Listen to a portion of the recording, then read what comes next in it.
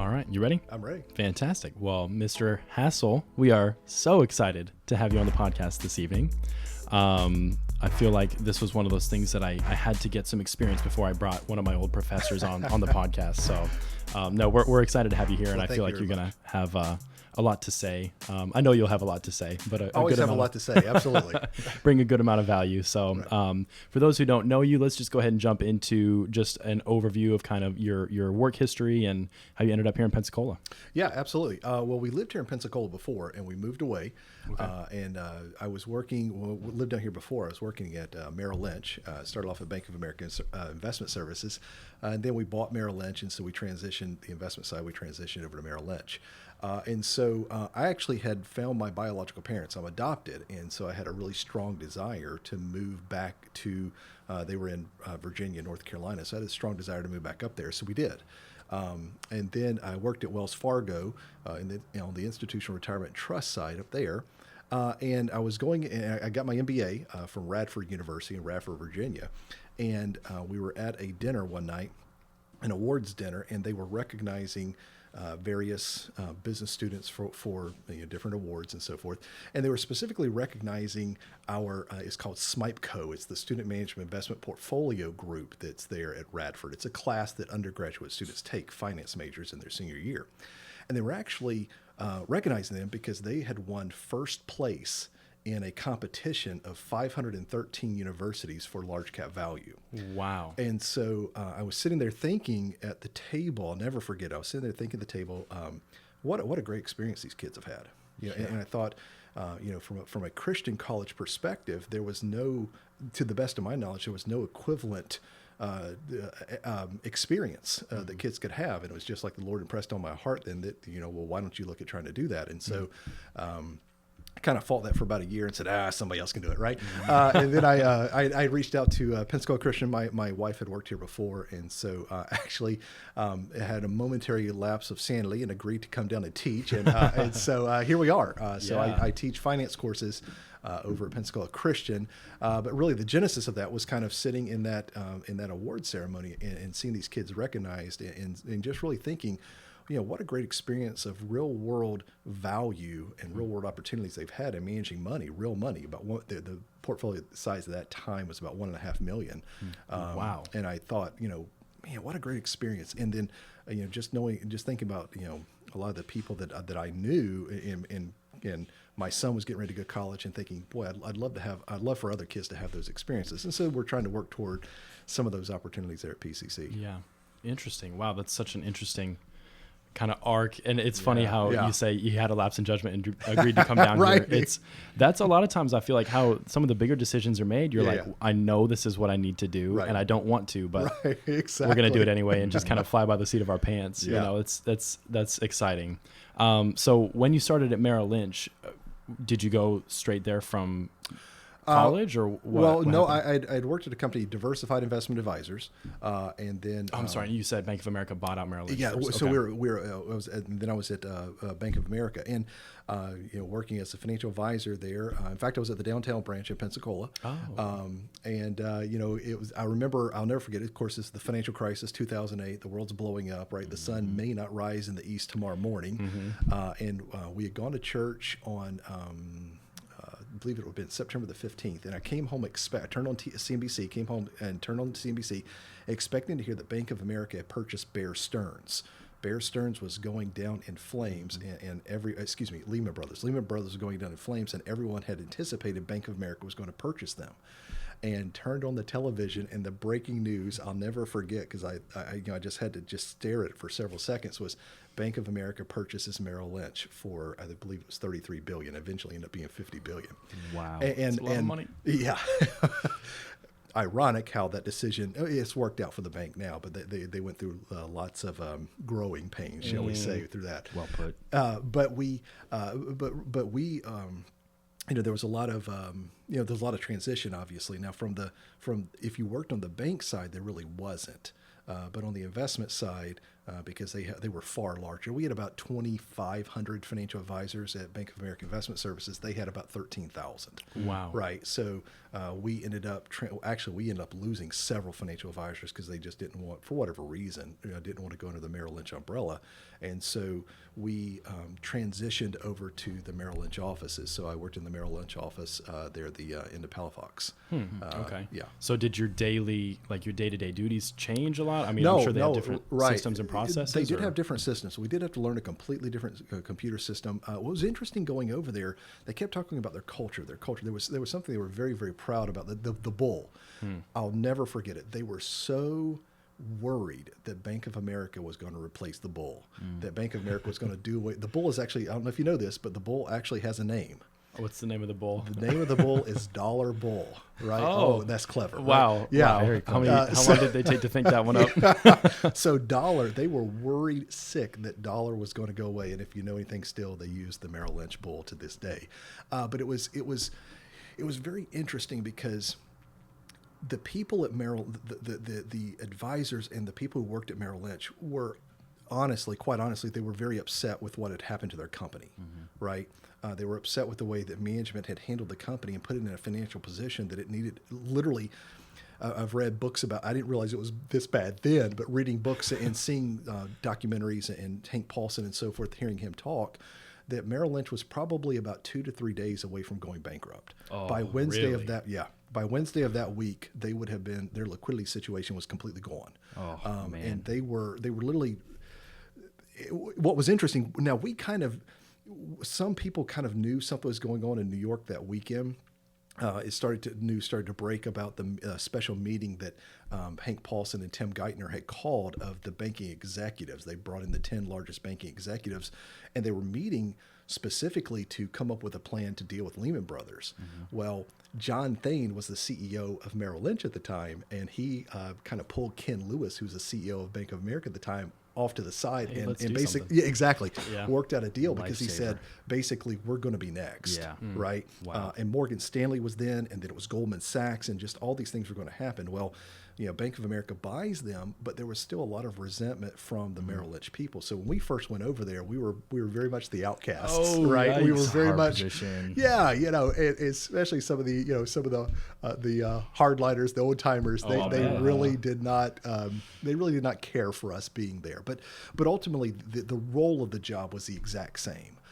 So it was a different culture, it was a different setting, it was a different system, but the overall role the same. It was client acquisition. It was building the relationships with clients. It was obviously, taking the time to get to know them and really then building investment portfolios around what their specific needs are. Yeah, absolutely. Okay, and I feel like anytime there's a newbie, they kind of get picked on. Yeah. And when you bring in a bunch of them, it's easy to kind of direct your frustration towards that group of people. But a lot of times when you're competent and you do things really well, you can bring people over your side. Right, you win them over. Exactly. Absolutely. So how long then after the transition were you with Merrill Lynch? I was with Merrill Lynch for about 3 years after that.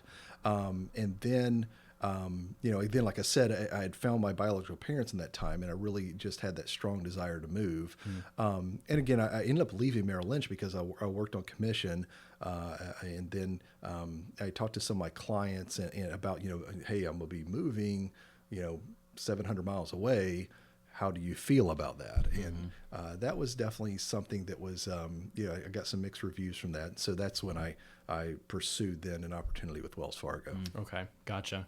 I mean, picking up and moving, I'm sure that was kind of a gut shot to your client base. Yeah. Well, when you spent time kind of developing a relationship with someone and there's a level of trust that's there on both sides. And especially you've kind of built that by personal connection and personal contact, and a lot of times face-to-face contact. And then, well, now that person's going to be 6 states away, right? And, it changes the dynamics. Yeah. Okay. So that's when you moved into your role at Wells Fargo. Right. And so explain to us a little bit about what you did at Wells Fargo. Yeah. So Wells Fargo worked on the institutional retirement and trust side, and which ironically, they have actually sold that part of the business over to the principal group. But we worked with different clients. This would have been institutional clients. Like, for instance, the client I worked with was called Carilion Clinic. It's a hospital, like a It's a hospital in the Roanoke Valley area of Virginia. It's based on like the Cleveland Clinic or the Mayo Clinic. And so I worked with their employees specifically with their retirement planning needs. And so we had, I don't know the exact number. We had literally thousands of relationships all across the country. One of the things I really got to do was really interesting. We were always trying to, come up with more and better and innovative ways to connect with the participants, so connect with the clients, the employees of the places. So we actually worked on this idea, kind of piloted this idea of these panel discussions. And so we would end up coming up, myself and my manager, we co-created these panel discussions as a means to really have, we're asking questions of our panelists, and the panelists are people from that employer, right? Who, kind of the good, the bad, the ugly. Like, one of the questions we had asked of an older panel member was, what do you wish you would have told your younger self, right? If you could go back 25, 30 years, what would you do differently? Yeah. And so had a chance to go out to GoDaddy's headquarters in Tempe, Arizona. I had a chance to go to Uline up out in Seattle, Washington. So I got a chance to travel around a little bit, but I was primarily based there in Roanoke. Okay. Mm-hmm. Well, traveling's cool. Yeah, right. A lot of the people I worked with, they traveled all the time, but they had we developed a special relationship with Croy, and they had requested someone to be there just continually. So I was, I was in that role. In-house masseuse of exactly. Right. We want this one guy to stay here. Exactly. Well, that's cool. So they got stuck with me. Right? Yeah. Oh man. Yeah, they said they wanted someone to stay, and then they saw it was you, and they're like, actually, can we reverse that decision? Really, we'd like to have that rotating thing back. Interesting. So when you said you would travel, are you saying you traveled along with the panel then? Is that what you were doing? Well, the panel, what we do specifically, we'd have the panel at each location. Right? Okay. So we would ask the employer, the particular site, who are some people that you think are real advocates for your retirement plan, or people who, people are well respected in the workplace, and that the general public, your general public, would then find them to be credible, but also find that the information that they're going to share to be helpful. And so we facilitated the panel, and that was one of the great things, because like in here, you're not telling me what to say, right? Mm-hmm. You're giving me freedom to say, and that's the same thing. We gave the panelists freedom to talk about what was important to them and what they wish they would have done, and the things that they've learned. Well, that's liberating. That's the only way you can get actual answers. Absolutely. Yep. And it's so, what was so great about them, because the first one we did, we piloted it internally. So the very first one we did was in Charlotte. At our Wells Fargo has the headquarters out in San Francisco, but we have a huge presence. They had a huge presence in Charlotte. And so we piloted it with a couple different groups. And this panel discussion specifically, the first one we were piloting was directed toward millennials, right? So young professionals. Okay. And if you've ever been to Charlotte, especially what they call it uptown, not downtown, but uptown Charlotte, everyone looks like you guys, right? No one looks like me. So I go there and I'm the grandfather of the group, right? So there's literally thousands and thousands and thousands of people that worked at Wells Fargo that were 30 and under. So it was a great place to get a really diverse group, but also a diverse panel. Yeah. And so, but it was great because the feedback we got was that this was this really dynamic setting to present information that they really hadn't experienced before, right? So they'd seen things like, Oprah or some talk show panelist discussion on television, but never really had one that was directed toward their retirement planning needs or their financial planning needs. And so we ended up building one for specifically geared for women, for people who are nearing retirement. I'm trying to remember. There were a couple of other ones that we built. We built, I think it was 5 of them. I love that idea, though. Yeah. Like you said, to get answers on things that they wouldn't we really have otherwise. Tailored it to the specific groups. And so I had the opportunity to actually write out the questions. And then to kind of give some segue points in between the different questions that you would ask and so forth. So I really had an opportunity to take on some leadership roles there that I really did relish. Mm-hmm. I love that. That's exciting. And when you were going up there, is that something that you were, and maybe this is a bad question, but is that a position that you were excited to fill? Is that Yeah. kind of a passion that you had? Or, No, it was. Okay. I really liked the opportunity to lead and to be able to do things that were somewhat innovative, and to to kind of how can we help people, but how can we help the most people, and how can we help them in a way that or in other words, if something's not working, then by all means change it. Gosh, quit doing the same thing. Stop sticking with something just because that's the way you've done it. Right, exactly. And so, what can we do to really to have like, for instance, there was Wells Fargo had a big call center. It was called the CIC, was in Charlotte there, and so they were wanting to, instead of just being a call center that just takes calls to, hey, I need to change my address, or to actually start to add a little bit of a planning aspect and add a little bit of an assistance aspect to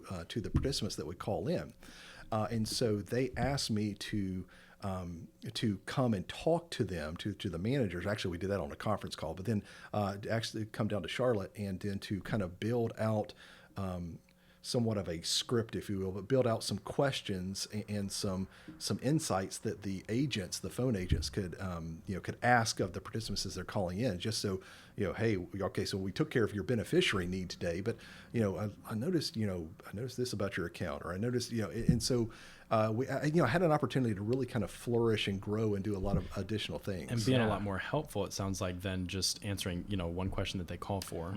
Right, because that was what the call center actually had these tremendous ratings for the customer service. So they were very, very efficient at what they were doing their job. But then we looked at it and said, okay, can we kind of take it up a notch, right? So they actually did surveys through Gallup, right? So Gallup would do a survey. They rate you on a 1 to 5 basis. Our call center ranked out, I think it was an average of like 4.87, some number, but we were the second Very one. high. This, out of all the companies that Gallup used, Wells Fargo, and again, I'm talking the institutional retirement side, not necessarily the bank side, because I don't know if anybody, right? But we were the second highest of any of their clients. That's phenomenal. And so That's incredible. Right. So but we wanted then, we said, okay, that's great, but then how can we kind of help them more, right? So we're taking care of the need that they're calling for, but then how can we help them offer additional service? Exactly, right? What other value can we provide to them? And so that's when they reached out to me, and then again, I really had a lot of fun doing that, because it was, it was kind of. I remember our conference call. I was sitting at the Carilion Clinic location in a little place called Christiansburg, Virginia, and it's this beautiful setting. I'm sitting in an office, and I'm looking out. I was borrowing the office. It wasn't mine, don't worry. But I'm looking out, and there's this beautiful rolling hill mountain ridge that I'm looking at, and we're talking, and we talked for about an hour and a half, and they just kind of fired off a question after another, and I just sat there and answered it and did the best that I could to give them the information to, okay, here's how I think you could help, right? So they're calling in for this. Here's how I think the ways that you can help the participants, and here's what I would say to them to start that conversation. Interesting. Okay. I mean, and that's something you're talking about, innovation and Right. kind of taking something, okay, this is doing really, really well. And how can we increase Excellence. it? Yeah. That's business. How do you differentiate from your competition? Absolutely. How do you provide that next level of service? Because if you won't, guess what? Your competition will. That's exactly right. They'll be more than happy to do it for you. Yeah. I actually had lunch this afternoon with a financial advisor, and he was saying the same kind of thing. It's very similar. I feel like there's a lot of similarities between realtors and Right. financial advisors, or really anybody who's in a direct sales role, commission based. There's 3,000 or 4,000 other realtors in Pensacola alone. Right. And so realistically, everybody does the same kind of process. You're just Exactly. getting a contract and getting it to closing. But that in between time, that level of service, how can you differentiate? Exactly. That's how you will build up a client base. Right. And I love that. It's cool to hear stories about that in action, because it's, it's kind of like a case study, and you can Right. see what's going on. So, okay, Real now life, you were there and doing your the institutional retirement, and from there you came back to Pensacola. Is that right? Right, exactly. Okay. And you came back here for teaching. Right. So I'm sitting there. I was studying. I was going through the MBA program while I was working there at Wells Fargo, and had the epiphany that at that dinner, and so. That was, again, the dinner was in 2016. So like I said, I kind of put it off, right? Kind of fought it for a year. Okay. And then came down to fall of 2017 is when I started teaching. Okay. Gotcha. Now I know you taught my principles of marketing class. What other classes have you taught? So and do you teach? I teach I've taught international finance, and that's the one that I've taught that I don't typically teach anymore. But I teach principles of investments, corporate finance 1, personal finance, and then our advanced portfolio management class. Man, yeah, Interesting. wide variety, but Very diverse. It's very right. It's very articulated. Yeah, sometimes we have to wear a lot of different hats, but I have taught I did teach that first year I was there, both semesters. I did teach the principles of marketing class. Yeah. Yeah. Okay. So, and don't kill me for asking this, but do you enjoy teaching? I mean, obviously you. Yeah. Now, I mean, it's ironic you asked me that today because the semester ends officially tonight at midnight. So, great. We're, Cool. we're grading like crazy. We caught you right on the tail end. exactly. Well, I appreciate you making the time. Really, I do. Absolutely. So, this is the busy season, if you will. But yeah, I mean, here's what I really like. I really like when you have those students that are, unsure. Right? They're, what do I do? And, kind of, why am I here? And what am I? And maybe you can somehow help them, whether it's through the actual material in the class or whether they're talking afterwards or in between classes or something, but you can help them make themselves better, right? You can help them get clarity in their life. I always love when students take the opportunity to ask questions, whether in the class or out of the class, right? They show this initiative, whether it's the material that they don't understand or whether it's just questions about life, right? Questions about, Mr. Hassell, I'm kind of torn. Should I add an accounting? Like, for instance, I noticed a couple students this year were doing really, really well in corporate finance. And so after class one day, separately, I pulled them aside and said, have you ever considered adding accounting or adding finance as a minor or as a second major, because they were management majors and they were just doing really, really well. And I said, I think you have the opportunity. I think you have the intellectual capacity to be able to handle. I call it bat speed. I think you got the bat speed to be able to handle the classes, and it just gives you another opportunity to give have another arrow in your quiver to make yourself more valuable. And so, really, just kind of being able to help students in that regard is it's pretty awesome. Yeah, I mean, you're part of you are part of a pivotal part of their lives. College is such a directional, right? That's where a lot of people are launched into what will be a successful career, or maybe they build bad habits and they don't make it. Exactly. So you kind of, I love how you are saying you enjoy that growth and able to, kind of pick people that you see are taking that initiative and say, hey, this will help you, and offer that advice. That's so valuable. And there, to be honest with you, there are a lot of students that never seek that out. And, and honestly, it's not your job to go to all those students and tell them what they could do. Exactly. The one thing that I've kind of noticed and kind of learned and observed is, some students, they're in college, but probably they shouldn't be.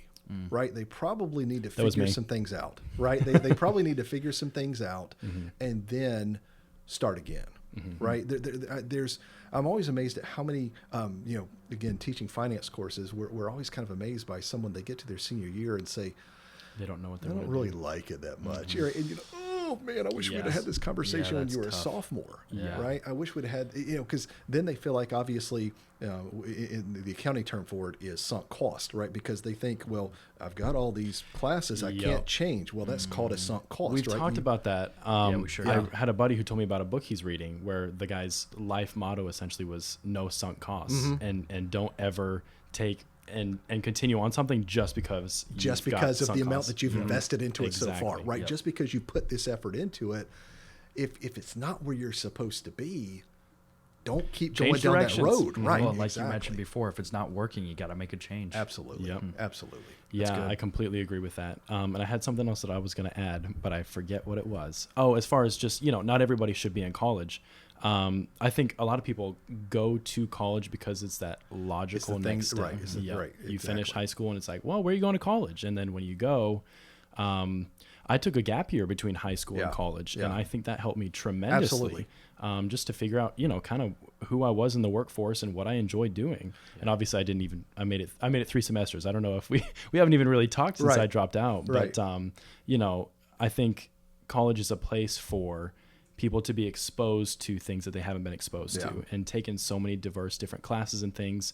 It's a way for you to figure out again, where you're going to be headed. Absolutely. But if you've gotten to the end and you don't know that, you probably have done something wrong. Or if you don't like it. Well, that's right? true. You found That's out, true. Man, I really didn't like doing this, but well, I'm stuck here. And that's just not a position you want to be in. So I always want to try to encourage the students to seek out advice from whomever, but make sure it's from someone that you truly trust and someone who truly has your best interest at heart. Yes. Yeah. Well, kind of using that as a springboard then for the people who know where they want to go and they've worked hard on, during college and they have a job in mind. You've got a good amount of experience in the workforce, really diverse, I would say, and a good resume. So what advice would you give to younger professionals who are maybe graduating college or looking at maybe a career change? Yeah. What advice would you give for them to be able to find the job that they're looking for? One thing that I would really encourage people, younger professionals especially, if anything, if 2020 has taught us anything, it's the power of adaptability. You better be adaptable, right? So you guys in real estate, you've had to make changes, right? The way that people sell homes, the way they market homes is different. So I would really encourage people, young professionals, be willing to be adaptable, right? And that's why I talk to those individuals about, have you ever thought about adding an accounting or finance minor or major? Because again, have more arrows in the quiver. If you're marketing, what else can you provide, right? What other skills do you have? If you're a finance person, right? Well, finance and accounting are so related now. What do you know about accounting? If you're, if you're in other industries, right? What other skill sets do you have? So what other value can you bring? Exactly. I would really encourage people to look. How are they? They've got to be adaptable to situations. They've got to be able to. Again, going back to my example before, talking about work at Merrill Lynch, right? There's a lot of adaptability that was required there. And so we have such a dynamic and fast-paced world and economy and job market that really adaptability is a huge thing. I'd also point out, I really think, especially now, being able to work in teams, right, and having true teamwork and being able to handle your responsibilities, but also be a part of a team and leading a team, it's essential. More and more corporate workforces are really shrinking, right? They're trying to maximize the opportunities with minimizing the people. And so working in a team setting is going to be very, very crucial. And how can you be a really good team member? A good collaborator. Absolutely. And then lastly, I would say, be a person of integrity. Now, everybody says they're a person of integrity, but truly, because it's a nice thing to put on your. Exactly. It helps you out, I gave a talk. They asked me to give a talk to a group at the college last year. It was about business etiquette, which is ironic that because sometimes people think that because I like to speak my mind, right? I don't like to. Did hold you ever things think you'd back. be given to talk about business etiquette? Exactly. And so they said, "Are you sure you wanted Hassell to do You that?" want me to do this? But my first point was show up when you're supposed to, and don't be a jerk. And I got that advice from someone a long time ago who told me, Mark, he said, if you want, at that time it was, if you want to get ahead of half the people out there, probably now you could say 75 or 80% of the people. I would show up when you're supposed to be there and don't be a jerk. He used a different word, but we'll go with jerk, right? and so really, be that person of integrity. If you especially if you're a leader, if you're a leader of in any sort, you better model the behaviors that you want your team to have. Right. So if you're a 25-year-old and you got a position as a manager, there's probably people who are looking at you, and there's probably some jealousy. Right. Why did they get it? Then you better be the best worker on that in that organization. Right. You better be exactly. You better be just squeaky clean, spotless clean. Right. No one can. If you have a set of guidelines, you follow the guideline to the T. Right, you model the behavior that you want to see in your team, in your workforce, and so those two things: adaptability, being able to work in teams, and then also being someone who's a person of integrity. And I think if you have those three things, that's a great foundation. Well, like you said, any one of those will probably put you ahead of Absolutely. a vast majority of the workforce now. A combo of the three is just it's a perfect match. Exactly. Yeah. And I love that lead by example because there's so many. I feel like we're in a society that's everybody's being told what to do and what to think and how to act, and the people that really exhibit the behavior that they expect, those are the ones who are the leaders who are looked up to. And, and I got to be honest, I've seen examples of really great leadership, and I've seen in my own working career, and seen examples of really poor leadership, right? And it's funny, I mentioned Wells Fargo. Wells Fargo obviously has dealt with a lot of issues over the last couple of years, and the people who were responsible for the fraudulent accounts and so forth, really, the reason why they said they were doing it, the bankers who said they were doing it, was because the goals were so high. Well, who were setting the goals? The managers were setting the goals. Well, why did management not consider the fact that the goals, that consistently you're hearing this message that these goals are too high, right? So when you have a failure of leadership, it just cascades down. And you really... But let me also add this, that if you work for someone, or if you work in an area where there is poor leadership, and you're going to find this throughout. Because leaders are people. Exactly. It's like looking at your parents and being like, you made mistakes. Exactly. Well, your parents are people too. Yeah, absolutely. Then really having the integrity really becomes key, and being adaptable too, right? So, but if you're in a leadership position, you really need to be someone who leads by example.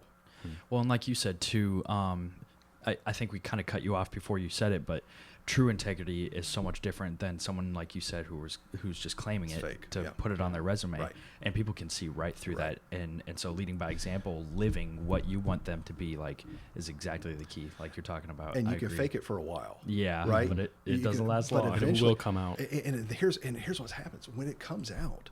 You lose all credibility, right? The downside is, when it comes out and you're kind of exposed as being fraudulent, or you're exposed as being something that you said you weren't. Again, go back to the Wells Fargo example. Man, the damage that's done is significant. And again, the thing about Wells Fargo, it was a very small fraction. Right. I remember working there, and institutional retirement and trust, we had nothing to do with it. It was, we couldn't even open up bank accounts. We were on a completely different side of the business. But Wells Fargo is stigmatized. Exactly. And we had to pay we would get lots of complaints against us. Directed, not against us, but directed toward us because of the company, even though it wasn't my actions. It wasn't any of our actions doing it. And so, wow. you have to consider you all have those things. that select few who act in a way that they shouldn't, and then everybody else pays the price. Absolutely. And that's, like you're saying, as far as leadership too, it's a trickle down effect. Absolutely. If you look at a leader and they're that kind of a person who doesn't have integrity, then most likely the culture won't have it either. Because you can't expect it if you're not exhibiting it. Exactly. That's good advice. Now just kind of switching tracks here. I don't remember if I told you to be prepared for this one or not, but just with everything that you're into, teaching, and I'm not sure what else you have going on, but I know that you're a busy guy, and you have a lot of people that you're dealing with, and a lot of students that you're responsible for. So what advice do you have on setting priorities and getting things done that need done without getting distracted? Yeah, I mean, especially in this day and age with the technology being as it's so easy to get distracted, Correct. right? So, and I'm a procrastinator too by nature, but the thing you have to realize now, sometimes, like myself, I feel like sometimes the closer I get under the to the deadline, the more focused I am, right, and I can do my best work. But I also have to recognize the fact that sometimes I wait too long, and then I'm under such pressure, right, that I'm not doing that. So you have to leave yourself adequate time, but you also that's why I think finding something to do that you're really passionate about, right? That you really, really enjoy. Then those tasks sometimes, not always, but sometimes can be fun. Yeah. Right. Yeah. So like for instance, obviously in preparing for class, we call it prepping, right? In prepping for class, there are elements of that I enjoy and elements that I don't necessarily enjoy, right? Like, so I don't necessarily enjoy grading research papers a lot of times, but I do enjoy researching out the financial crisis, right? Going deeper into the financial crisis, really what was going on, right? That's very exciting. Being able to bring that out. So find something to do that you really enjoy, and then, prepping, taking the time to prep for those tasks and actually doing the work a lot of times won't be as tedious as it is when it's something you don't want to do. Fair enough. Right. Yeah. You can, that needs to be swept up over there, doesn't it? I can't possibly focus if the floor is dirty. Exactly. You find all these different things to distract you because really you didn't want to do it to begin with. So essentially find something that you enjoy, Yeah. and focus will be that many times easier. Exactly. Any advice on how to find something that you enjoy? Well, Just test different things out. I think part of it is you know you better than you, but also talk to people you trust, right? Talk to people who you trust and you think have your best interest at heart. Back to what you were saying earlier. Exactly. Parents, you could be obviously professors, instructors, pastors, but really, and make sure you cast a wide enough net, right? So a lot of times, people come to college and like in the finance major. Well, finance is a very, very from the business standpoint, that's that's the most difficult area of the business school, right? So we'll ask students, they're struggling, they don't really get it, and this is too hard. And well, tell me why are you a finance major? Well, I just thought it sounded like it would be fun. Well, that's an answer that you probably get more than you'd like to. I do. Because I remember as a student, a lot of people, I would ask them that same question. Yeah. And it's like, how did you just looked down the list and just thought, oh, that sounds cool. Exactly. Exactly. Interesting. And obviously you want to enjoy it. You want to have you want there to be an element of fun, but there has to be something that you're really passionate about. Yeah, that can't be your base. Exactly. Yeah. It has to be something you truly care about and you're truly interested in. And I think too many times, I think too many times people look at maybe what is the potential income of a particular job. That's true. Yeah. Or what is the potential kind of the fame and fortune aspect of it. But those things are important, clearly. But there's also an element that you want to make sure that it's something that truly interests you. Yeah. That's why I'm trying to talk to my youngest son now. Like, man, trying to, he's a junior in high school. So what interests you? Like, what do you see yourself doing? What are some things that you'd want to do? Right. He didn't necessarily like biology. Okay. So if he didn't necessarily like biology, then maybe something in the medical field maybe isn't necessarily right, or some things have to change. So again, I think you just have to find something that you really care about. That's good advice. I think that, and that may change too. Yes. Like you may start on something and then eventually realize, well, I enjoy this more, or dip your toe into something and realize that, I want to make that change. That comes back to that sunk cost thing. Yeah. Yep. Being able to make the switch rather than being scared of taking that leap. Exactly. And there's nothing wrong with that. And we see that happen all the time with people, that they will, they start out in one area and then later on in life, they pursue something else. Not everybody can be a Bill Gates. Right. And so not everybody is going to know at, 20 years old, man, this is what I'm going to do with my life. Right. Some of those guys, Bill Gates, Steve Jobs, Michael Dell, those are very unique situations. So, just because you're 20 years old doesn't mean you have to have all the answers in life. Yeah. Right. You've got time to figure them Time. out. Yep. There is time. And you're going to make mistakes along the way. But understand those mistakes aren't going to be, they're not going to be, they can be, but you can come back from the mistakes. They don't have to be detrimental. Yeah, I think that's what I struggle with often is I'm a planner, but I look more on the overarching, I want this to be what happens. I want this to be my life. Right. And so I have tried to lay everything out exactly as how I would like it to happen. Now, obviously that it's only a framework, you can't make a plan. Exactly. But I like to know, okay, this is going to happen and then this, and after this, I'll do this.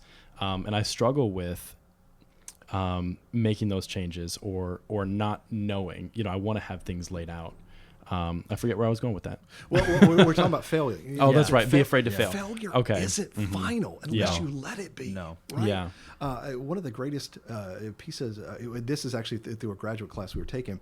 It was innovation. It was a business innovation class, right? It was specifically marketing innovation, and so we had to come up with a marketing plan, or we had to come up with a company, or it was like a business pitch thing. Sure. And the first thing that what are we going to do, right? And the first idea that we had, honestly, wasn't very good. But the second idea that we had, right, and this is several years ago, so I know this is now kind of like, oh, everybody has that. But we developed, our business was develop an app at Radford University to allow students to order. So the cafeteria there was a big, huge building that had Subway and had Pizza Hut. It had all these different restaurants. So you would buy a meal plan, and then you could spend X number of dollars, during the month at these places. Restaurants. But what would happen, of course, is during the typical meal times, the lines would back out significantly. Right? There'd be 100 people deep in these lines. Some of them, Chick-fil-A would be that way. Oh yeah. Right. And so we developed this app where you could do the ordering online. Now, again, I know, Yes, there's this is many years ago. Exactly, Sure. right. Yeah. But So you pioneered Grubhub. exactly. Right. In fact, our company was called Grub Grab. I knew Right. it was No something way. with grabbing it because Yeah. I think I'd heard you talk about this in Yeah, class. exactly. Grub Grab. But it's just because the first idea we had, that really doesn't work, right? Yeah. Doesn't mean, number one, don't use the sunk cost and move on from it. It's not going to work. Yeah. But the thing that we were that the instructor was so well did so well with us was if you're going to fail, you want to fail early, right? Well, that's true. Fail. Don't fail often, but fail early, Yeah. right? So then you can learn from it, and you can move on. And so a lot of times in careers, people, like you mentioned, there are thousands of realtors, right? Yeah. Not everyone's going to make it. Obviously, many people will, right? But just because you don't make it in one area of life, whatever it was, it doesn't mean that your life is over. It doesn't mean that you're Yeah. destitute Yeah, for absolutely failure, not. that you've got this stamp on your forehead that Yeah. says failure, loser, right? Yeah. I mean, pick up the pieces and move on. I think a lot of people, when they fail, they're like, this Yeah. didn't work out. Yeah. Yes. Instead of saying, how can I Right. tweak this and succeed, Well, it's interesting too because a lot of companies, I think, look for someone with resiliency. Yes. That when they fall down, they do Right. get back up. Yeah. And it's a hard line to draw when you're not. That's our broker, Mark Downey. How you Yeah. doing, Mark? Hey, when are you going to get on the podcast? Next time. Okay, next time. All right, put him down for next Monday. Yeah. See you, man. Good to see you, Mark. We should leave that in the recording. Yeah, a little cameo. I was like, who's looking at? I didn't want to make eye contact because Yeah. I knew I hop couldn't on even track, see him. but- I've been trying to get him on the podcast, but he plays tennis Mondays and Ah. Wednesday nights, and he Yeah. won't get on. And I'm Right. like, this is in your office. What are you Exactly. doing? Right. So anyway, well, I feel like that's probably a good segue to jump. I have one more question.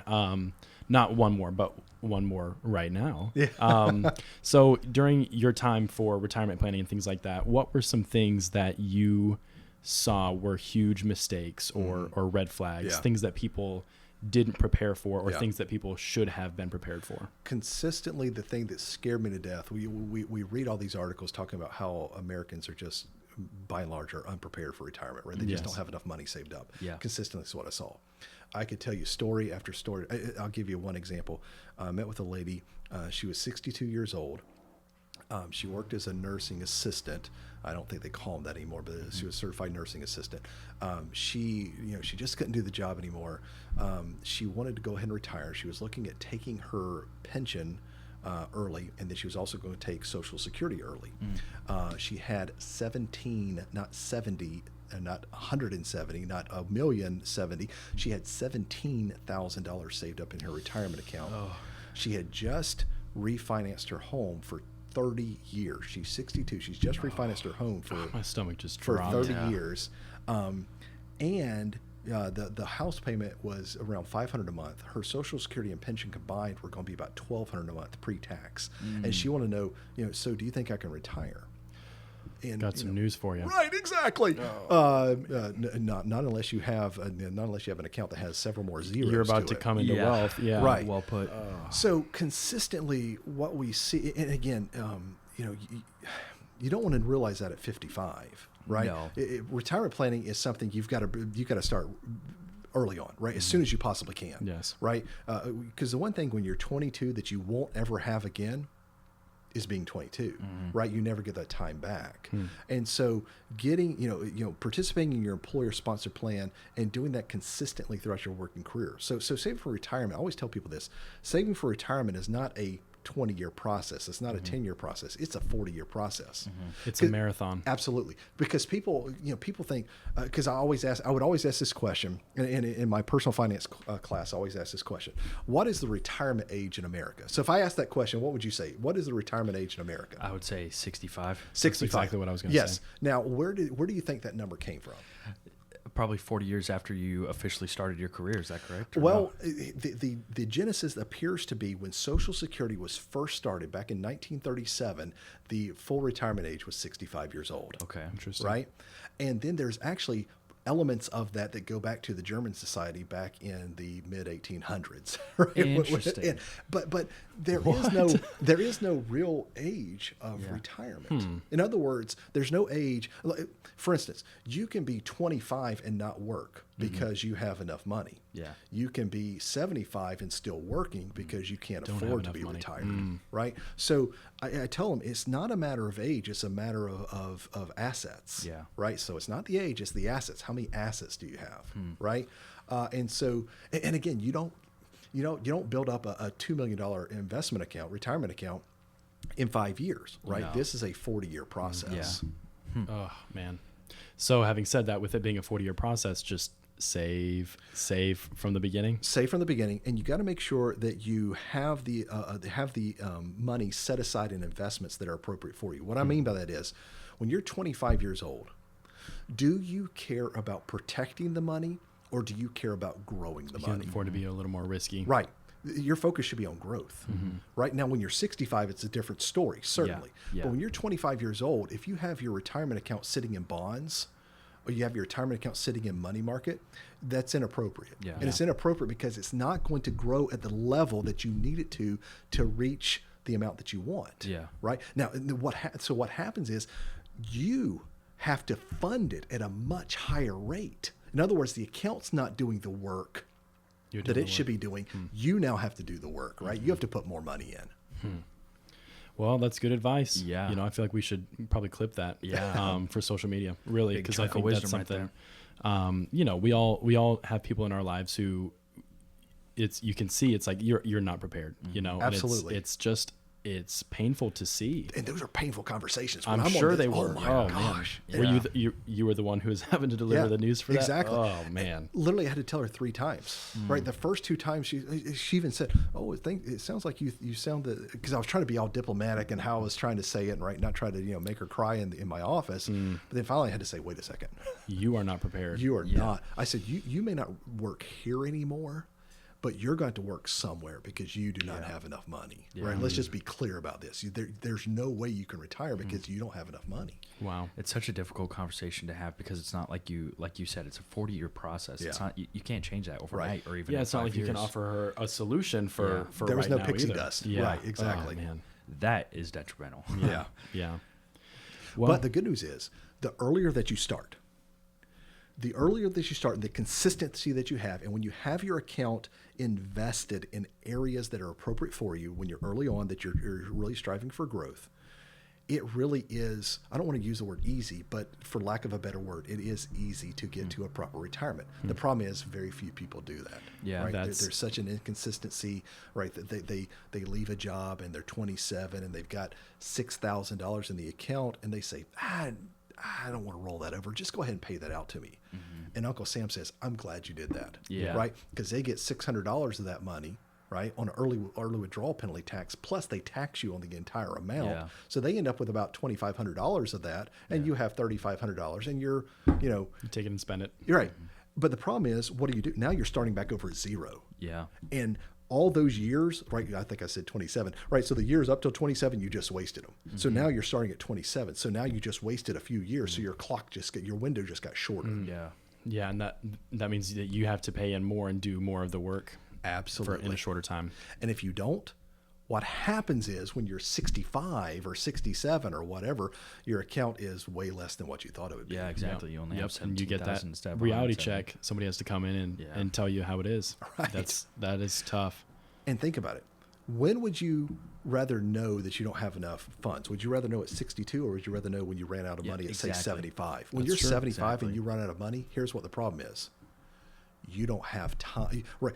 You don't have a lot of time, but also what skills do you bring? Yeah. If you're 75, think about it, if you're a 75-year-old right now, and I'm not trying to be mean about that or No. be ageist.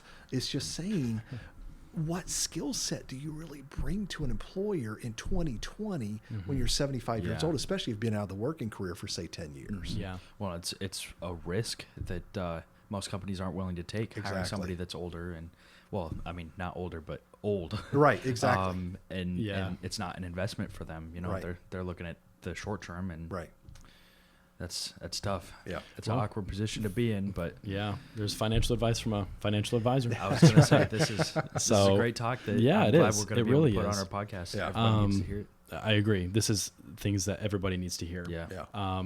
So I guess from here, Mark Hassell, where are you headed? What are you going to do? Are you Oh, gonna that's a great stick with question. teaching for a while, Well, or yeah, we'll see. There's an easy way to answer that to say, oh, absolutely. But the reality is I don't know, because again, I would have, 5 years ago, I'd have never envisioned myself being here in this position. Yeah. Right.